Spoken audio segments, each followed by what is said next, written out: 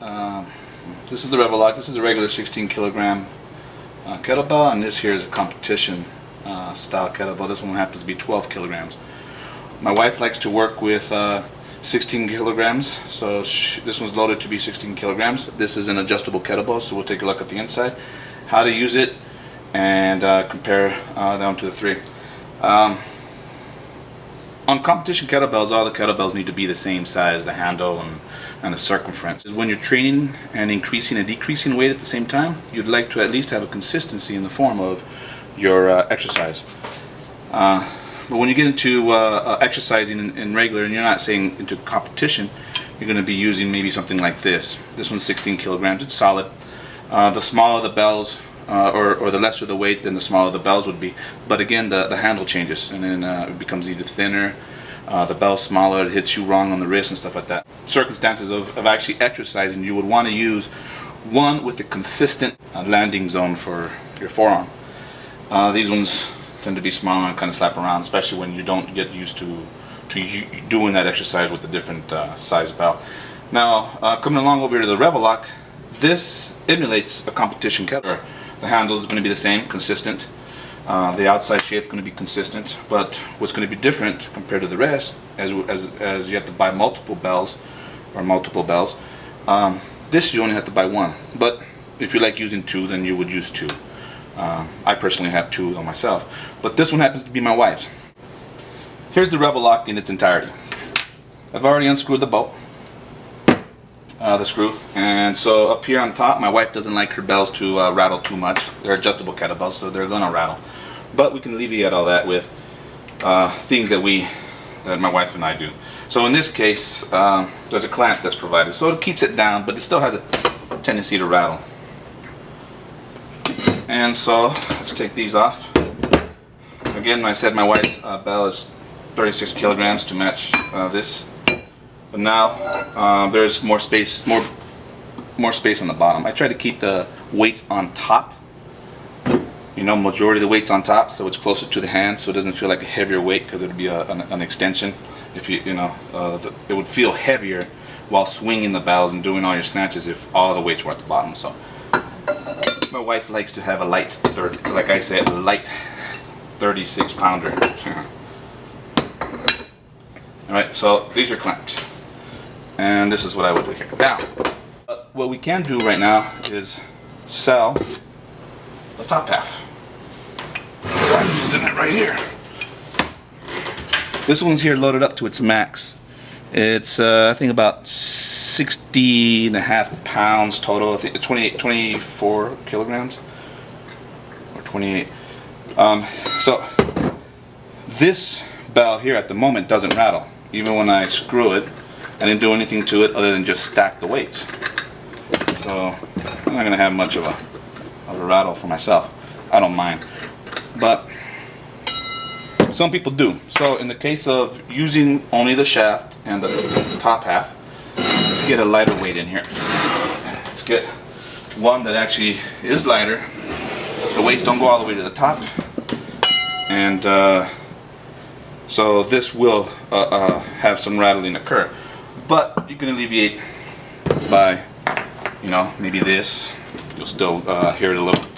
But this one you won't. I've actually already done this myself on this one.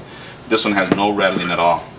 So what I did is, in between the plates, I cut out some cardboard, slid it over, make sure it's big enough so that the top and bottom, there's a plate that's stacked on top of each other, hits the cardboard. You see I have another one right there. So this would stops the rattling. Now, if you don't like the weights being down there and you think, I gotta get it tighter up on top, let me put this on so you can see what it looks like. The bell still looks like a bell. It's still consistent in form. The handle's there, same distance and height as you would in the competition kettlebell. The diameter as well. Now I'm gonna tighten this a little, so let's see what kind of a rattle we get.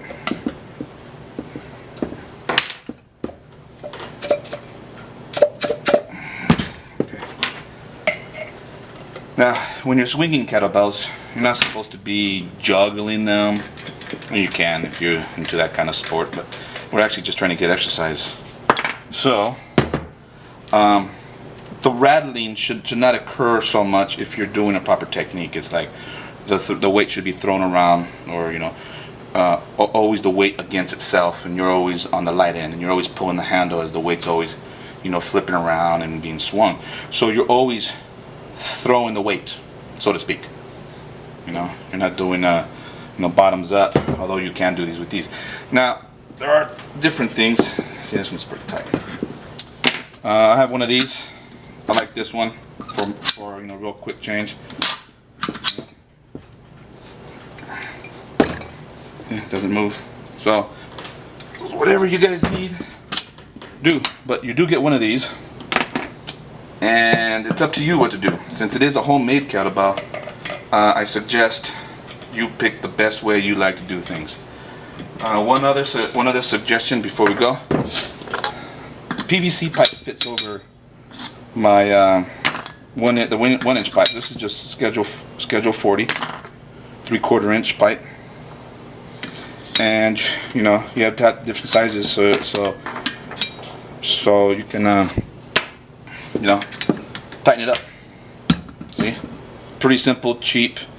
It'll always hold the weights down, most likely keep it from rattling. So if you got the time to cut up a bunch of PVC and get some custom sizes out, it's like playing with Legos. I mean, you want to get fast and adjusting, but it's up to you. So this is how you use it, and the basic set that we are getting for selling, and I have. You get the top, you get a shaft, what I like to call a collar, stainless steel bolt, and an Allen wrench.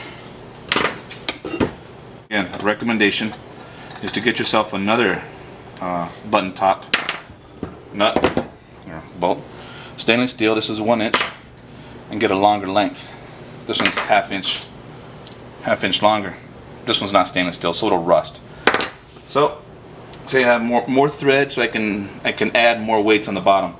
Now, having said that, the reason why my bell I call max out at 64 pounds is not because it can't hold more weight.